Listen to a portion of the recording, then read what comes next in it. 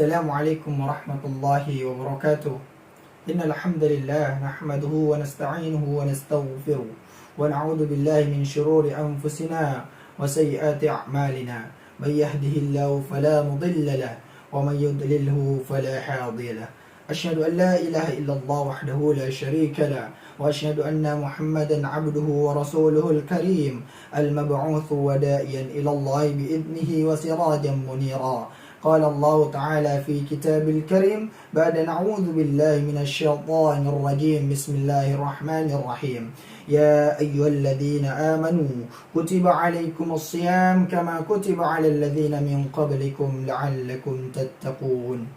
Segala puji bagi Allah Subhanahu wa Ta'ala yang selalu menurunkan nikmat-Nya kepada kita, sehingga dengan nikmat yang Allah turunkan kita bisa memaksimalkan hidup kita untuk selalu beribadah kepadanya. Semoga dengan ibadah-ibadah yang kita lakukan selama hidup kita akan dibalas oleh Allah Subhanahu wa Ta'ala sebagai jannahnya kelak di yaumul qiyamah. Amin ya rabbal alamin. Tak lupa kita selalu bersolawat terhadap Nabi kita, manusia terbaik, penutup para nabi, yang mendapatkan mukjizat terbaik, sehingga dengan mukjizat tersebut kita bisa membedakan mana yang hak dan mana yang batil. Dengan mukjizat tersebut kelak kita akan mendapatkan syafaat dari Al-Quranul Karim, sehingga dengan Al-Quran tersebut kita akan mendapatkan gelar sebagai manusia terbaik di hadapan Allah Subhanahu wa Ta'ala.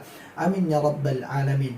Bapak, Ibu, anak-anak Bapak, teman-teman semuanya yang insyaallah dirahmati oleh Allah Subhanahu wa Ta'ala, izinkan saya untuk sedikit memberikan tausiah kepada kita semua memaknai Ramadan sebagai jihad di jalan Allah Subhanahu wa Ta'ala.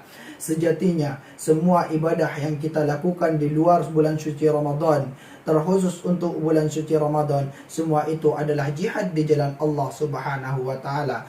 Kita melangkahkan kaki kita keluar dari rumah kita menuju masjid-masjid Allah, menuju rumah-rumah Allah untuk melakukan ibadah fardu, untuk menghadiri kajian-kajian majlis taklim. Semua itu adalah ibadah, semua itu akan dinilai sebagai jihad di jalan Allah Subhanahu wa Ta'ala.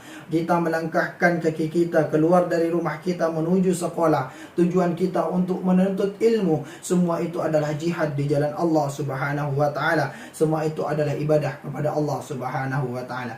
Bapak, Ibu, anak-anak Bapak yang insyaallah dirahmati oleh Allah Subhanahu wa Ta'ala, yang harus kita ingat pada bulan suci Ramadan ini, semua setan dibelenggu oleh Allah Subhanahu wa Ta'ala. Tapi dengan setan dibelenggu, jangan sampai kita lalai bahwa sesungguhnya masih ada godaan-godaan yang harus kita antisipasi dalam diri kita, yaitu minal jinnati wan nas, godaan dari golongan manusia. Kemudian yang kedua yang harus kita perangi, musuh terberat yang ada dalam diri manusia, yang akan menjadi jihad untuk diri kita, yang akan bernilai jihad di hadapan Allah Subhanahu wa Ta'ala, yang ada dalam diri kita, yaitu hawa nafsu yang telah Allah turunkan kepada kita. Hawa nafsu inilah musuh yang sebenarnya. Selain musuh kita adalah orang-orang kafir yang harus kita perangi, tapi musuh yang terberat yang harus kita perangi adalah ada dalam diri kita, yaitu hawa nafsu yang Allah berikan kepada setiap manusia. Bapak, Ibu yang insyaallah dirahmati oleh Allah, anak-anak Bapak yang Bapak sayangi, mari kita didik hawa nafsu kita, mari kita didik diri kita, mari kita kontrol hawa nafsu kita, mari kita tingkatkan kualitas kita.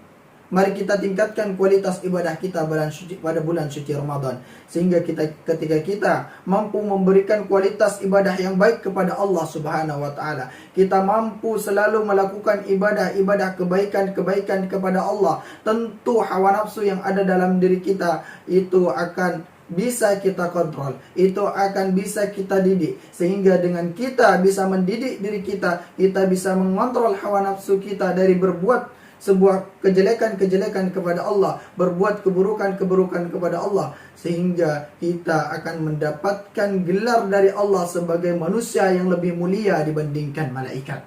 Itu jaminannya ketika kita mampu mengontrol hawa nafsu kita untuk selalu melakukan keburukan-keburukan kepada Allah, maka kita dijamin oleh Allah Subhanahu wa taala kita akan lebih mulia dibandingkan malaikat. Karena sesungguhnya makhluk yang paling mulia, makhluk yang tidak pernah melakukan sebuah kemaksiatan, makhluk yang tidak pernah melakukan sebuah dosa kepada Allah, itu hanyalah satu, yaitu malaikat Allah Subhanahu wa taala. Karena dia tidak diberikan hawa nafsu oleh Allah, tapi hanya diberikan akal. Tapi manusia diberikan dua-duanya, diberikan akal, diberikan hawa nafsu oleh Allah Subhanahu wa taala. Sehingga ketika dia mampu mengontrol hawa nafsunya untuk tidak melakukan keburukan, dia memerangi hawa nafsunya, mendidik hawa nafsunya, maka wajar ketika Allah akan memberikan gelar sebagai manusia yang lebih mulia dibandingkan malaikat.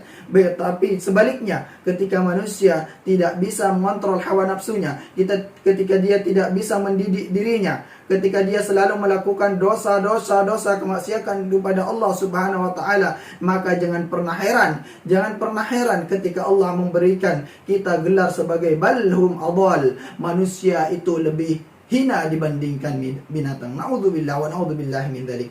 Bapak Ibu yang insyaallah dirahmati oleh Allah Subhanahu wa taala. Alhamdulillah, bulan suci Ramadan 1442 Hijriah, Allah masih memberikan kesempatan kita untuk memerangi hawa nafsu kita, untuk meningkatkan kualitas ibadah kita kepada Allah Subhanahu wa taala. Masih memberikan kesempatan untuk kita mendapatkan gelar sebagai manusia la'allakum tattaqun, menjadi manusia-manusia yang bertakwa. Karena keberhasilan manusia ketika dia keluar dari bulan suci Ramadan, dia akan tercatat di hadapan Allah sebagai manusia la'allakum tattaqun. Dengan kita selalu meningkatkan kualitas ibadah dan ketakwaan kita kepada Allah Subhanahu wa taala, maka semua itu akan memberikan efek positif kepada diri kita, akan memberikan efek yang akan membuat kita selalu tenang, yang akan membuat kita untuk selalu rindu melakukan sebuah ibadah-ibadah kepada Allah Subhanahu wa taala. Bapak Ibu, anak-anak Bapak yang insyaallah dirahmati oleh Allah Subhanahu wa taala, yuk mari kita tingkatkan ibadah kita. Kita jadikan bulan suci Ramadan pada tahun ini sebagai bulan suci Ramadan terakhir dalam hidup kita, karena tidak ada jaminan kita akan berjumpa dengan bulan suci Ramadan yang akan datang. Mari kita tingkatkan ibadah kita. Semoga seluruh ibadah-ibadah yang kita lakukan pada bulan suci Ramadan akan diterima oleh Allah Subhanahu wa taala. Mari kita perangi diri kita, mari kita perangi hawa nafsu kita, sehingga dengan kita selalu memerangi hawa nafsu kita, insyaallah semua itu akan dinilai jihad di hadapan Allah Subhanahu wa taala. Amin amin ya rabbal alamin. Mungkin hanya itu yang Bapak sampaikan, kurang dan lebihnya Bapak mohon maaf. Selamat berbuka puasa. Billahi taufik wal hidayah. Assalamualaikum warahmatullahi wabarakatuh.